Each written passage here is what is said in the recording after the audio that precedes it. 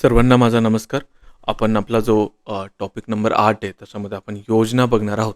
तर त्यांनी योजनेमध्ये स्पेसिफिकली मेन्शन केलं आहे, की तुमच्या ज्या अर्बन डेव्हलपमेंट डिपार्टमेंट आहे, सेंट्रल आणि महाराष्ट्र गव्हर्नमेंटचं, तर त्याच्यात ते योजना विचारणार आहे. त्याच्यामुळे भरमसाठ योजना करायच्या याच्या नादी पडू नका. जेवढं सिलेबसमध्ये मेन्शन करून दिले, काय करणार आहे तो जो पण क्वेश्चन सेटर असणार आहे तो हे सर्च करणार गुगलवरती आणि त्याला जे जे भेटणार ते त्या गोष्टीवरती तो क्वेश्चन फ्रेम करणार आहे. त्याच्यामुळं तुम्ही बाकीच्या भानगडीमध्ये न पडता फक्त सिलेबसला धरून गोष्टी केल्या पाहिजे. तर सर्वात महत्त्वाचं इथं एक आपला जे इकॉनॉमिकल आणि पॉलिटिकल विकली नावाचं जे मॅगझिन येतं त्यांचा एक डाटा होता. तो डाटा असं सांगतो की जवळपास 63% जे घरं आहेत इंडियामध्ये 2001 साली, तर ते ओपन डिफेकेशन करतात. म्हणजे काय, उघड्यावरती शौचालयाला जातात आणि 2011ला जवळपास 53% लोक हे उघड्यावरती शौचालयाला जात होते. पुढे अजून एक स्क्रीनशॉट मी तुम्हाला शेअर केला आहे. त्याच्यामध्ये काय सांगतात ते SPS barriers to India's agriculture export. SPS चा अर्थ काय होतो? सॅनिटरी आणि फोटो सॅनिटरी जे बॅरियर्स असतात. म्हणजे काय होतं, तुमचे जे पण तुम्ही ॲग्रिकल्चर म्हणजे शेतीमध्ये जे पिकवतात, तर ते बाहेरचे लोकं घ्यायला त्याला नकार देतात किंवा मग त्याच्यावरती रेस्ट्रिक्शन्स असतात आणतात. का आणतात ते? कारण की त्यांना त्यांचा असा एक समज झाला आहे की जे इंडियन पॉप्युलेशन आहे तर ते शेतामध्ये शौचालयाला जातं आणि त्याच्यातून मग ते आजारा वगैरे किंवा सॅनिटेशन मेंटेन होत नाही. त्याच्यामुळे ते नॉन टॅरिफ बॅरियरचा पार्ट हा तुमचा SPS बॅरियर्स येत असतो. याच्यामुळे काय होतं, तुमच्या शेतीच्या निर्यातीला सुद्धा नुकसान पोहोचत असतं. पुढची बाब अशी की तुम्ही जर ओपन डेफिकेशन जर प्रॅक्टिस करत असाल तर तुम्हाला हेल्थ हजार्डसुद्धा असणार आहे. ऑलरेडी आपलं जे हेल्थ इन्फ्रास्ट्रक्चर आहे ऑलरेडी ते खूप वीक आहे. डॉक्टरांची आणि रुग्णांची संख्या याच्यामध्ये ताळमेळ बसत नाही. अजून एक मुद्दा आहे, तुम्ही जर टॉयलेट एक प्रेमकथा ही जर मूव्ही बघितली असेल तर त्याच्यामध्ये ती अक्षय कुमारची वाईफ असते, तिला रेल्वे शौचालयाला नेतो. रेल्वेच्या डब्यामध्ये ती रेल्वेच निघून जाते. परत एकदा असं होतं की ती सकाळी शौच करत असते आणि तिचा सासराच येऊन तिला धडकतो. म्हणजे काय, वुमन डिग्निटीचा खूप मोठा इश्यू आहे. फक्त वुमन डिग्निटी नाही, सगळीच पुरुषांची पण डिग्निटी असते. तर ते डिग्निटीचा पण इश्यू येतो जर तुम्ही उघड्यावरती शौचालयाला जात असाल. ॲग्रिकल्चरच्या एक्सपोर्ट बद्दल ज्या गोष्टी त्या मी तुम्हाला सांगितल्या. बेसिकली असं होतं की 50 ते 60% लोक तुमचे हे 2014पर्यंत ओपन डिफिकेशन करत होते, उघड्यावरती शौचालयाला जात होते. या सगळ्या गोष्टी होत्या. याच्यावरती तुमच्या इन्फ्रास्ट्रक्चरवरती ताण पडायचा, लोक आजारी वगैरे पडायचे. डिग्निटीचा मुद्दा होता, शेतीला सुद्धा ह्या गोष्टी इम्पॅक्ट करायच्या. 2014 साली एक चेंज झाला आपल्या भारत देशामध्ये. BJPचं सरकार आलं, NDAचं सरकार आलं. त्या सरकारने जुनी एक योजना होती निर्मल भारत अभियान, तर तिला कॅन्सल केलं, तिला रिस्ट्रक्चर केलं आणि त्यांनी स्वच्छ भारत अभियान लॉन्च केलं. आता तुम्ही सगळ्यात लास्टला यायचं, तिथं तुम्हाला 13व्या क्रमांकाला एक स्कीम दिसणार आहे, स्वच्छ भारत अभियान. तर हे स्वच्छ भारत मिशन NDA सरकारने लॉन्च केलं 2014 साली. कधीचं लॉन्च केलं ते 2 ऑक्टोबर 2014ला त्यांनी ते लॉन्च केलं. आणि ते वर्ष खास होतं. त्या वर्षी गांधीजी जे होते, महात्मा गांधीजी, तर त्यांची 145वी जयंती होती आणि त्यांनी टार्गेट काय ठेवलं की इथून पुढे 5 वर्षांनी म्हणजे जेव्हा आपण 150वी जयंती साजरी करू तर तेव्हा ओपन डिफिकेशन फ्री आपला देश असणार आहे, असं त्यांनी टार्गेट ठेवलं. ही तारीख तुमच्यासाठी फार महत्त्वाची आहे. याच्या अगोदर जे प्रवचन केलं ते बॅकग्राऊंड तुम्हाला समजून घेण्यासाठी होतं आणि ह्याच पद्धतीने तुम्ही स्कीमचं इम्पॉर्टंट लक्षात घेऊ शकता. काय सांगतात ते, राष्ट्रपती महात्मा गांधी यांच्या जयंतीचे औचित्य साधून 2 ऑक्टोबर 2014 रोजी हे मिशन सुरू करण्यात आलं. सर्वात महत्त्वाचं काय, 2 ऑक्टोबर 2014 ही तारीख तुम्हाला पाठ करायची आहे. 2 ऑक्टोबर बहुतेक जणांना पाठ असणार आहे. मी एक तुम्हाला बाब सांगितली की 2014ला NDAचं सरकार आलं आणि त्यांनी जुनी योजना जी होती निर्मल भारत अभियान त्याला रिस्ट्रक्चर केलं. ती बाब जर तुम्हाला लक्षात आली तर त्या गोष्टीवरून तुम्हाला हे 2014 हे वर्षसुद्धा लक्षात राहणार आहे. 145 हा आकडा खूप महत्त्वाचा आहे. उत्तर प्रदेशची जी एक्झाम होती, स्टेट PCS आपण त्याला म्हणतो, तर त्यांनी हा आकडा त्यांच्या एक्झाममध्ये विचारलेला आहे. ठीक आहे, पुढे काय सांगतात ते, स्वच्छता ही निरोगी आणि समृद्ध जीवनाची गुरुकिल्ली आहे. हा विचार घेऊन संपूर्ण देशाला स्वच्छ आणि हागणदारीमुक्त करणे या योजनेचं उद्दिष्ट आहे. ठीक आहे, उद्दिष्ट काय आहे की तुम्हाला ओपन डिफिकेशन फ्री करायचं आहे. ठीक आहे, पुढे काय सांगतात ते, याचे 2 कंपोनंट, या मिशनचे 2 कंपोनंट, एक तुमचं ग्रामीण आणि तुमचं शहरी असं कंपोनंट आहे. आपल्याला इथं शहरी बघायचे का, कारण आपल्या सिलेबसमध्ये त्यांनी त्या पद्धतीने मेन्शन करून दिलेलं आहे. तर या शहरी मिशनचा सुद्धा पहिला टप्पा होता 2014 ते 19. हा आकडा तुम्हाला लक्षात घ्यायचा, म्हणजे 5 वर्षांचा सुरुवातीचा टप्पा होता. अजून एक फॅक्ट इथं अशी आहे की सेंट्रल रुरल सॅनिटेशन प्रोग्राम होता 1986ला त्यांनी तो लॉन्च केलेला होता. आता हा का महत्त्वाचा आहे? एका ठिकाणी कोणत्यातरी एक्झाममध्ये त्यांनी तो विचारलेला होता. त्या अनुषंगाने तुम्हाला पाठ करायचं आहे का? याच्या अगोदर मी तुम्हाला एन्व्हायर्नमेंट प्रोटेक्शन ॲक्टचं जे एअर आहे ते सुद्धा सेम सांगितलेलं आहे. 1986 भोपाळ ट्रॅजेडी झाली होती आपल्याकडं, गॅस दुर्घटना 1984ला, आणि त्याच्या पार्श्वभूमीवरती हा तुमचा कायदा बनवण्यात आला होता, एन्व्हायर्नमेंट प्रोटेक्शन ॲक्ट. इथं तुम्हाला सेम ही जो तुमचा प्रोग्राम आहे, उपक्रम आहे, तर त्याचं वर्षसुद्धा तुम्हाला या अनुषंगाने तिथं लिहून घ्यायचं आहे. तुमच्या नोट्समध्ये नाही येते. हे 145 आणि हे 150 सुद्धा त्याच्यामध्ये नाही. या गोष्टी तुम्हाला तिथे टिपून घ्यायच्या आहे. काय सांगतात ते? की ठीक आहे, स्वच्छ भारत मिशन शहरी त्याचं उद्दिष्ट काय सांगतात? उघड्यावर शौचास जाणे बंद करणे, अस्वच्छ शौचालयांचे आधुनिक शौचालयात रूपांतर करणे आणि कचरा व्यवस्थापन. जे उद्दिष्ट आहे ते ब्रॉड स्वरूपाचं आहे. काय सांगतात ते? भरपूर गोष्टी त्याच्यामध्ये सांगितल्या त्यांनी. इव्हन त्याच्यामध्ये वेस्ट मॅनेजमेंटसुद्धा सांगितलेलं आहे. कचरा व्यवस्थापनसुद्धा त्यांनी सांगितलं आहे. पॉलिसीकडे बघताना नॅरो अप्रोचने बघायचं नाही, ब्रॉड अप्रोचने बघायचं. हा इथला तुमचा कन्क्लुजन, निष्कर्ष असणार आहे. पुढे काय सांगतात ते? तरतूद किती केली? तर 1.04 कोटी कुटुंब, 2.5 लाख सामुदायिक शौचालय आणि 2.6 लाख सार्वजनिक शौचालयांचे उद्दिष्ट त्यांनी याच्यामध्ये ठेवलं आहे. हे एवढं तुम्ही पाठ करू शकत नाही. एवढे 3 फॅक्ट्स आणि ते पण पॉईंटमधले हे लक्षात ठेवणं अपेक्षित नाही. फक्त लक्षात काय ठेवायचं? याची डेट वगैरे लक्षात ठेवा. हे 145 तुम्हाला पाठ करायचं. इथलं इयरसुद्धा तुम्हाला पाठ करायचं. ज्या गोष्टी पाठ करायच्या त्या मी एम्फसाईज करतो आणि ज्या नाही करायच्या, ज्या सेकंड प्रायोरिटीला असतात त्या मी तुम्हाला लेक्चरमध्ये सांगत असतो. पुढे काय सांगतात ते? वैयक्तिक शौचालयासाठी केंद्राकडून 4,000 रुपये आणि राज्याकडून किमान 1,333 रुपये दिले जातात. ईशान्य राज्यांसाठी राज्याचा वाटा फक्त 400 रुपये आहे. म्हणजे काय? राज्यांना कमी लोड आहे, केंद्र सरकार जास्त पैसा देतात. बहुतेकदा ज्या ईशान्येकडील राज्य असतं तर तिथं कंट्रिब्युशन हे 90-10चं असतं. म्हणजे केंद्र 90% कंट्रीब्यूट करतं आणि राज्याला 10% करावं लागतं. येस, तो अप्रोच तुमचा डेव्हलप झालेला पाहिजे. इथे अजून काही बाबी महत्त्वाच्या आहे. हा जो तुम्हाला गांधीजीचा चष्मा दिसतोय, एकीकडे स्वच्छ लिहिलं आहे आणि एकीकडे भारत लिहिलं आहे. तर हा लोगोसुद्धा त्यांनी एका एक्झामला विचारला होता. असे 4 लोगो दिले आणि त्याच्यामध्ये विचारलं की खालीलपैकी कोणता लोगो हा तुमचा स्वच्छ भारत मिशनचा होता. तर हा लोगोसुद्धा तुम्हाला लक्षात घ्यायचा आहे. आणि हा लोगो कोणी बनवला? तर श्री अनंत म्हणून असा PIBच्या वेबसाईटवरती उल्लेख आहे. श्री अनंत म्हणून महाराष्ट्रातून होते ते. त्यांनी हा लोगो बनवलेला आहे. ठीक आहे. आणि याचं टॅगलाईन काय होती या मिशनची? तर एक कदम स्वच्छता की ओर ही याची टॅगलाईन होती. आणि ही टॅगलाईन कोणी दिली? तर भाग्यश्री सेठ, ज्या की गुजरातच्या आहेत, त्यांनी ही टॅगलाईन दिलेली आहे. पुढे काय सांगतात ते? टप्पा 2 हा 2021 ते 26 म्हणजे परत 5 वर्षांसाठी काय उद्दिष्ट आहे? सर्व शहरे कचरामुक्त करणं, गार्बेज फ्री करणं. ठीक आहे. नवीन घटक काय आहे या तुमच्या दुसऱ्या टप्प्यामध्ये? तर सांडपाणी व्यवस्थापन आहे, वेस्ट वॉटर ट्रीटमेंट. आपण सॉलिड वेस्ट मॅनेजमेंट रूल बघितले. तुम्हाला भरपूर गोष्टी त्याच्यामध्ये कळायला पाहिजे. ठीक आहे. काय सांगतात ते? जुन्या कचऱ्याच्या ढिगाऱ्यांचे म्हणजे डंप साईटचं निर्मूलन करायचं आहे. तुम्हाला डंप साईट आणि सॅनिटरी लँडफिलमधला फरक आता कळायला पाहिजे. ठीक आहे. बजेट किती सांगितलं त्यांनी?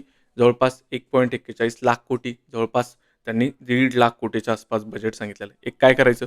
हे जे आकडे तुम्हाला दिले त्याच्यासमोर एक रफ आकडा तुम्ही लिहून ठेवायचा आणि त्या अनुषंगाने लक्षात ठेवायचा, त्याला प्रयत्न करायचा आहे. ठीक आहे. आता याच्यामध्ये जे तुमचं ग्रामीण जो जो कंपोनंट आहे, तर त्याचं जी मिनिस्ट्री तर ते पेयजल आणि स्वच्छता विभाग आहे, देखरेख आणि वित्तपुरवठा करतं ते.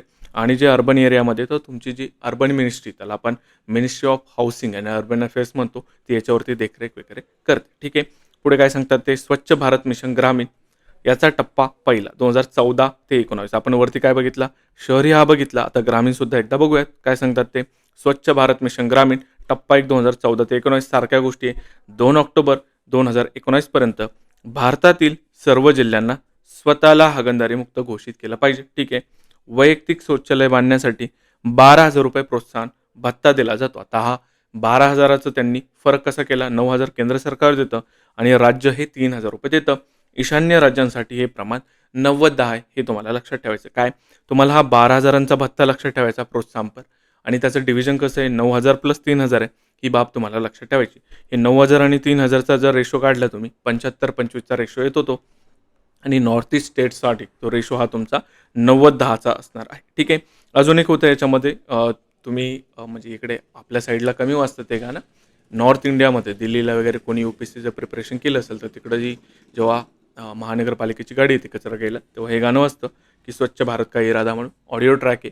हा ऑडिओ ट्रॅक कोणी लिहिला किंवा मग गायला असा सुद्धा प्रश्न आला होता. तो प्रसून जोशी यांचा हा ऑडिओ ट्रॅक आहे. एवढीच बाब तुम्हाला इथं लिहून घ्यायची आहे. स्वच्छ भारत का इरादा प्रसून जोशी ही बाब तुम्हाला नमूद करून ठेवायची आहे. ठीक आहे. पुढे याचा टप्पा 2 आता कशाचा? ग्रामीणचाच. 2020 ते 25 म्हणजे वरचा आणि खालचे टप्पे तुमचे सारखेच आहे. उद्दिष्ट काय? मिळालेलं जे तुम्हाला ओडीएफ मूल्यांकन आहे, मानांकन आहे, ओपन डिफेकेशन फ्री. आता ते काय करू शकतं ना, टी-सी-एस खूप हलकट आहे. ते सगळ्या बाबी सोडतील आणि या ओडीएफचा तुम्हाला फुल फॉर्म विचारतील. तिथं फुल फॉर्म नमूद करून ठेवा. ओपन डिफेकेशन फ्री हे तुमचं त्याचा फुल फॉर्म असणार आहे. अजून एक त्यांनी काय फुल फॉर्म विचारलेले याच्या अगोदर एस-एल-एफचा सुद्धा फुल फॉर्म विचारू शकता. तर सॅनिटरी लँडफिल येतो त्याचा आणि ISWM याचा फुल फॉर्म येतो इंटिग्रेटेड सॉलिड वेस्ट मॅनेजमेंट. या 3 बाबी तुम्हाला नमूद करून ठेवायच्या आहे. ठीक आहे. काय सांगतात ते उद्दिष्टामध्ये? मिळालेले ओडीएफ मानांकन टिकून ठेवणं आणि घन व द्रव कचरा व्यवस्थापनावर लक्ष केंद्रित करणं. ठीक आहे. पुढे काय सांगतात ते? फार काही म्हणजे अशा पाठांतराच्या गोष्टी नाही त्याच्यामध्ये. जे पाठांतराचं आहे, जे स्ट्रेस पॉईंट आहे ते मी तुम्हाला सांगतच आहे. ठीक आहे. पुढे काय होतं? स्वच्छ विद्यालय अभियान होतं. उद्दिष्ट काय होतं याचं? सर्व सरकारी शाळांमध्ये मुला-मुलींसाठी स्वतंत्र शौचालय बांधणे. फ्रँकली सांगतो, मी ज्या शाळेत शिकलो 4थी पर्यंत, तर तिथे ना आम्ही ओपनली जायचो. म्हणजे मुलींचं एका साईडला होतं, शाळा अशी चौकोनी होती आणि गावाच्या बाहेर होती ती भरपूर. तर तिथे एका साईडला उजव्या बाजूला मुली जायच्या आणि डाव्या बाजूला मुलं जायची आणि ओपनलीच राहायचं ते. भिंतीवरती मुलं हे करायचं. ठीक आहे. तर त्या गोष्टी होत्या अगोदर, पण आता नाही आहेत आणि त्या नसायला पण पाहिजे. ठीक आहे. सर्व सरकारी शाळांमध्ये मुला-मुलींसाठी स्वतंत्र शौचालय बांधणे. महत्त्व काय होतं? शाळामध्ये पाणी, स्वच्छता आणि वैयक्तिक स्वच्छतेच्या सवयी रुजवणं. ही हायजीनची सवय खूप महत्त्वाची आहे. पुण्याच्या साईडला सदाशिव पेठेत जे लोकं राहतात, तर तिथं हायजीन नावाचा प्रकार काय माहीतच नाही. ते नारायणपेठमध्ये जे खाऊ गल्ली आहे ना, तिथं हायजीनचा नावाचा प्रकारच नाही. म्हणजे उंदरं तिथं फिरताय, घुशी फिरताय. ते तिथं एक ते गजानन चौक त्याला काय म्हणतो आपण? कचोरी गजानन कचोरी भेटतं ते. ते तर खूपच अवघड आहे. म्हणजे ते हायजीन नावाचा प्रकारच माहीत नाही त्यांना. पण हे हायजीन तुमच्या बिहेवियरचा पार्ट पाहिजे. तुमच्या जो की नाही आहे, तुमच्या बिहेवियरचा पार्ट नाही आहे. इंडियन पॉप्युलेशनचा हा बिहेवियरचा पार्टच नाही. ठीक आहे. काही लोकांचा असू शकतो, त्याला अपवाद असू शकतात. ठीक आहे. हे जे स्वच्छ विद्यालय अभियान होतं, हे कोणी लॉन्च केलं होतं? ते स्मृती इराणी मॅडमने लॉन्च केलं होतं. आता ह्या पडल्या. पहिल्यांदा त्या मेंबर ऑफ पार्लमेंट होत्या आणि त्या मिनिस्टरसुद्धा होत्या. आता त्या पडल्या आणि न्यूजमध्ये येतच नाही त्या. ठीक आहे. पुढे काय? राष्ट्रीय स्वच्छता कोष. उद्देश काय होता? दानशूर व्यक्ती आणि कंपन्यांच्या निधीचा वापर स्वच्छतेच्या कामांसाठी करणं. हा CSRचा फुल फॉर्म होतो कॉर्पोरेट सोशल रिस्पॉन्सिबिलिटी. ते जेवढा पण प्रॉफिट कमवतात त्याच्या काहीतरी पर्सेंटेज त्यांना हा सोशल कामासाठी द्यावा लागतो. फायदा काय याच्यामध्ये? या कोशात दिलेल्या देणगीवर कर सवलत मिळण्याची तरतूद असते. ठीक आहे. काय लक्षात ठेवायचं की राष्ट्रीय स्वच्छता कोष अशा नावाचा काहीतरी कोष आहे. हे स्वच्छ विद्यालय अभियान आहे. ते कोणी लॉन्च केलं? एवढ्या 2 बाबी लक्षात ठेवा. याच्यामध्ये काही की टर्म आहे त्याचे फुल फॉर्म सांगितले मी तुम्हाला. ODF म्हणजे काय? हागणदारी मुक्त असतं. ODF प्लस म्हणजे काय? शौचालयांचा वापर आणि देखभाल सुनिश्चित करणं. ODF प्लस प्लसमध्ये काय? सांडपाणी आणि मलमूत्र व्यवस्थापनासह स्वच्छता राखणं. आणि 3 R काय? तर रिड्यूस आहे, रियूज आहे आणि रिसायकल आहे. आपण सॉलिड वेस्ट मॅनेजमेंट जेव्हा बघत होतो त्याच्यामध्ये सुद्धा आपण ते बघितलेलं आहे. त्याच्यामध्ये 5 टप्प्याची सायकल काय असते? सुरुवातीला P असतो, शेवटी D असतो. ह्या गोष्टी तुम्हाला आठवायला पाहिजे. प्रिव्हेन्शन आणि शेवटी डिस्पोजल. ठीक आहे. याचं मी तुम्हाला ट्रिकसुद्धा मेमरी हिंटसुद्धा त्याच्यामध्ये सांगितलेली होती. याचे फुल फॉर्मसुद्धा आपण बघितलेले आहे. ठीक आहे. आता पहिल्या पानावरती आहे.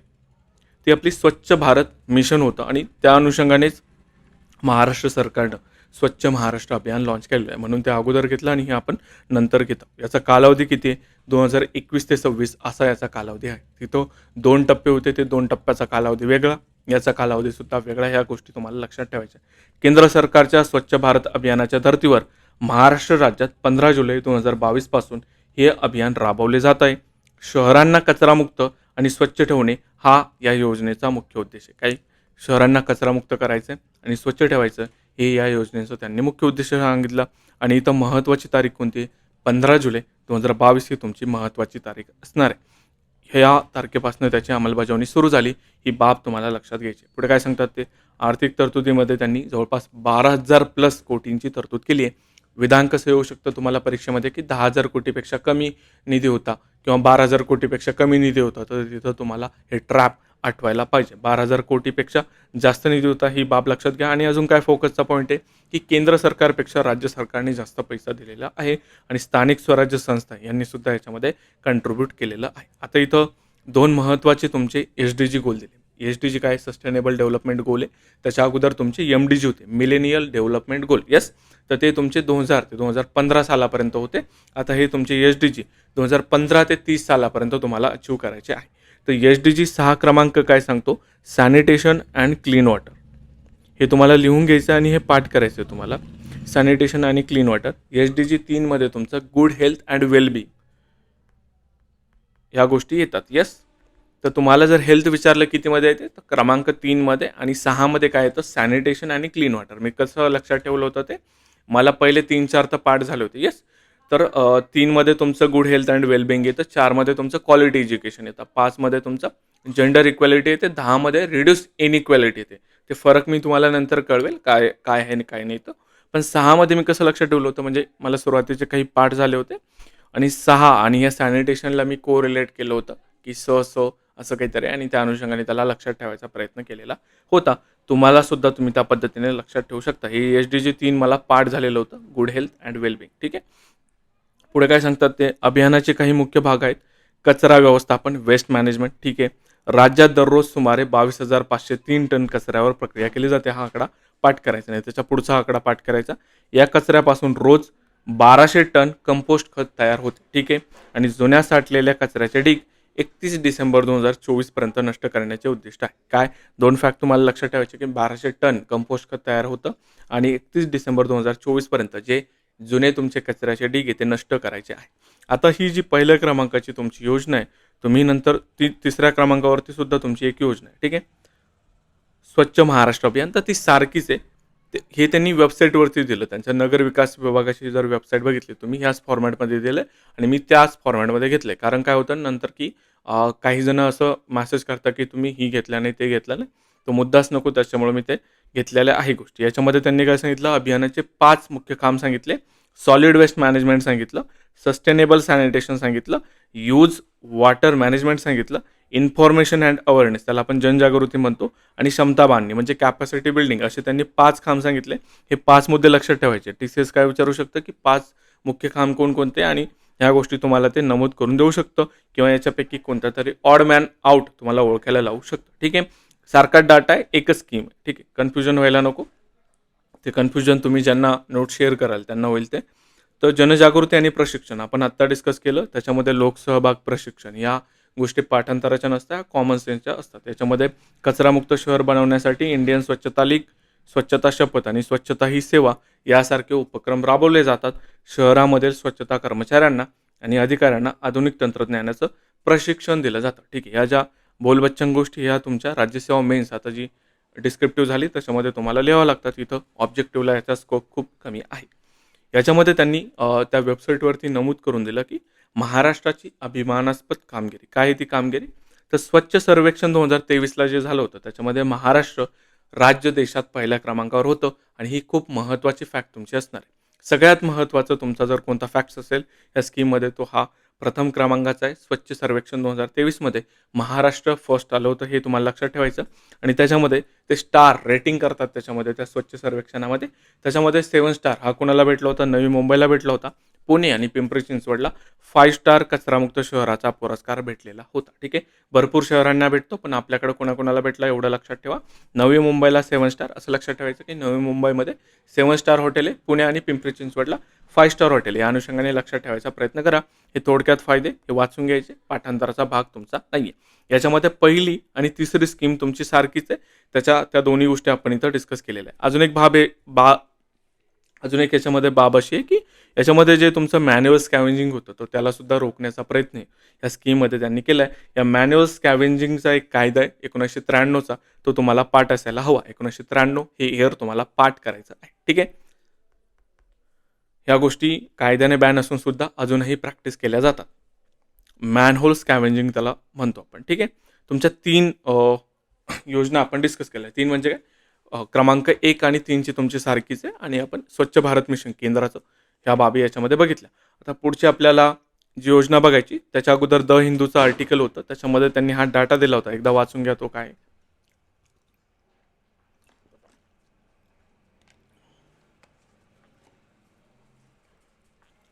तर द हिंदूचं आर्टिकल होतं तुमचं 29 सप्टेंबर 2024चं. त्याच्यामध्ये काय सांगतात ते, 92% of workers cleaning urban sewers septic tanks are from SC, ST, OBC groups.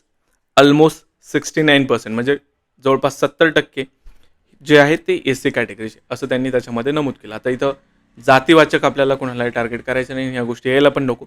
पण अनफॉर्च्युनेटली देश स्वतंत्र झाला, 75 वर्ष होऊन गेलेत, पण ह्या गोष्टी अजूनही कंटिन्यू आहेत. कशा कंटिन्यू आहेत म्हणजे तुम्ही ज्या गोष्टी आपण म्हणतो इन्क्लुझिव्हनेस किंवा इक्वॅलिटी, त्या गोष्टी अजून आलेल्या नाही. मला सांगायचं काय तुम्हाला, सफाई कामगारांचं काम अत्यंत कठीण असतं. त्यांच्या आरोग्याला त्याच्यामध्ये जोखीम असते.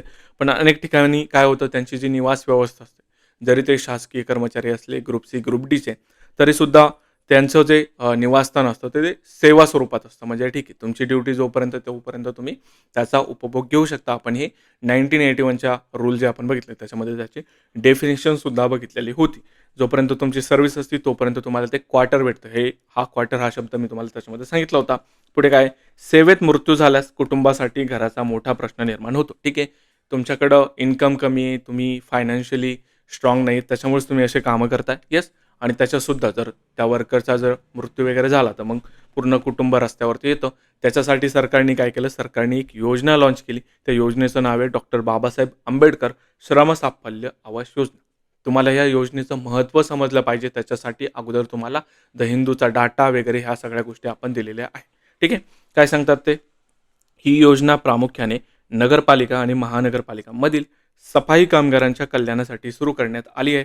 सफाई कामगारांचे कष्ट आणि त्यांचे समाजाप्रती असलेले योगदान लक्षात घेऊन त्यांना हक्काचे घर मिळावे, हा या योजनेचा मुख्य उद्देश आहे. ठीक आहे, याचे जे महत्त्वाच्या तरतुदी त्या प्रोव्हिजनमध्ये, याची तारीख त्यांनी त्या जो आपली वेबसाईट आहे त्याच्यावरती नमूद केली नाही. मी सर्च करायचा प्रयत्न केला पण ती सापडली नाही. तुम्हाला सापडली तुमच्या नोट्समध्ये मेन्शन करून घ्यायचं. ठीक आहे, सापडणारच नाही ती तुम्हाला. योजनेचा मुख्य उद्देश काय सांगितला, सफाई कामगारांना त्यांच्या सेवानिवृत्तीनंतर किंवा सेवेत असताना मृत्यू झाल्यास त्यांच्या कुटुंबाला मालकी हक्काचं मोफत घर उपलब्ध करून देण्यात येईल. आपण जेव्हा 1981 रूल डिस्कस करत होतो त्याच्यामध्ये सांगितलं की त्या घरावरती तुमची मालकी नसते, ती फक्त तुम्हाला सेवा स्वरूपात भेटत असतं. इथं मात्र त्यांनी काय सांगितलं, तुम्हाला जे घर भेटल ते मालकी हक्काचं असेल. पण हे मालकी हक्काचं भेटण्यासाठी त्यांनी काही तरतुदी, काही अटी दिलेल्या आहेत. कोणकोणत्या अटी त्या, ठीक आहे, काय सांगतात ते, सेवेचा कालावधी किती पाहिजे, ज्या सफाई कामगारांनी सलग 25 वर्ष किंवा त्याहून अधिक काळ सेवा केली आहे ते या योजनेसाठी पात्र आहेत. आता तुम्हाला ट्रॅप कसा येऊ शकतो की सर्व सफाई कामगार हे या योजनेसाठी पात्र असतात, असं जर स्टेटमेंट आलं तर वाहत जाण्याची भूमिका जास्त असते, तिथं तुमची विकेट पडू शकते. ते लक्षात घ्यायचं. सर्व नाही आहे, सर्व समोर अशी फुली मारून ठेवायची. जे निवृत्त झाले आणि 25 वर्षापेक्षा जास्त सर्व्हिस आहे किंवा मग काम करताना ज्यांचा मृत्यू झाला, ठीक आहे, 25 वर्ष हा कीवर्ड असणार आहे तुमचा, त्याला हायलाईट करून ठेवायचं. सलग 25 वर्ष किंवा त्याच्यापेक्षा जास्त काळ जर कोणी सेवा दिली असेल तर ते या योजनेसाठी पात्र असतं. ठीक आहे, कधी लागू होते, कामगार सेवानिवृत्त झाल्यावर. म्हणजे काय, रिटायर झाला, ठीक आहे, सेवेत असताना कामगाराचा मृत्यू झाल्यास त्यांच्या पात्र वारसाला ह्या योजनेचा लाभ घेता येतो. त्याच्यानंतर काय सांगतात ते, 22 ऑक्टोबर 2008 नंतर सेवानिवृत्त झालेले किंवा मृत्यू झालेले कामगार या योजनेसाठी पात्र असतात. ही तारीख खूप महत्त्वाची. तारीख कशी विचारू शकतात की 2008 पूर्वीचे सर्व याच्यामध्ये पात्र आहे, असं तुम्हाला ट्रॅप येऊ शकतो. तिथं हे असं लिहायचं आणि त्याच्यासमोर फुली मारून ठेवायची. काय तारीख आहे तुमची, 22 ऑक्टोबर 2008. 2 ऑक्टोबर आत्ता आपण मागं बघितलं, येस, 2 ऑक्टोबर 2014 ते 2 ऑक्टोबरच्या अनुषंगानेच त्याच्यामध्ये 20 दिवस ॲड करायचे आणि 2008 तुम्हाला जसं लक्षात ठेवता येईल तसं ठेवा. म्हणजे प्रयत्न करा 2008 लक्षात ठेवायचं की 22 ऑक्टोबर 2008 नंतर सेवानिवृत्त झालेले किंवा मृत्यू झालेले कामगार या योजनेसाठी पात्र आहेत. ही तारीख खूप तुमच्यासाठी महत्त्वाची. पुढे काय सांगतात ते, जर एखादा कामगार प्रकृती अस्वस्थ्यामुळे मुदतपूर्व निवृत्त झाला असेल तर त्याच्या वारसाची सेवा आणि त्या कामगाराची आधीची सेवा मिळून 25 वर्ष पूर्ण होत असतील तर त्यांनाही या योजनेचा लाभ मिळतो. कन्सिडर करा की तुमचे 1-6 कामगार होता आणि हेल्थ इश्यू होता त्यांचा, 20 वर्ष त्यांनी सर्व्हिस केली आणि ते रिटायर झाले. त्यांचा मुलगा किंवा मग त्यांचा जो पण वारस असणार आहे त्याने जर 5 वर्षाची सेवा केली तर ही स्कीम त्यांना सुद्धा लागू होते. ही बाब तुम्हाला लक्षात घ्यायची. ठीक आहे, हेच त्यांनी इथं सांगितलं. 25 वर्ष एकत्र मोजता येत नाही असं जर तुम्हाला विधान आलं परीक्षेमध्ये तर मग तिथं तुम्हाला कन्फ्यूज व्हायचं नाही. हे स्टेटमेंट तुमचं चुकीचं असणार आहे की